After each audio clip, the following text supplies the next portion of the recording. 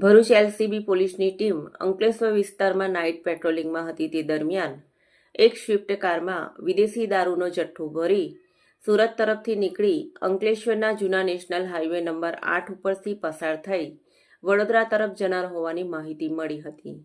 જે માહિતીના આધારે એલસીબી પોલીસની ટીમે જૂના હાઈવે ઉપર આસોપાલવ ગેસ્ટ હાઉસ સામેના રોડ પર વોચ ગોઠવી હતી।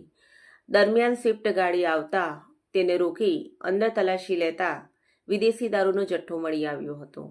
પોલીસે સુરતના કાર ચાલક ચિરાગ રસિક સુદાણીની ધરપકડ કરી ₹7,28,000નો વિદેશી દારૂનો જથ્થો, 3 લાખની સ્વિફ્ટ ગાડી અને 10,000નો એક મોબાઈલ મળી કુલ ₹10,38,000 ઉપરાંતનો મુદ્દામાલ કબજે કરી વિદેશી દારૂ અંગે તેની પૂછપરછ કરતા સંજય ચાવડા અને રાકેશ સેખલિયાએ તેનો સંપર્ક કરી વિદેશી દારૂનો જથ્થો ભરેલ સ્વિફ્ટ કાર આપી ગયા હતા અને જૂનાગઢ ખાતે પહોંચાડવાનો હતો।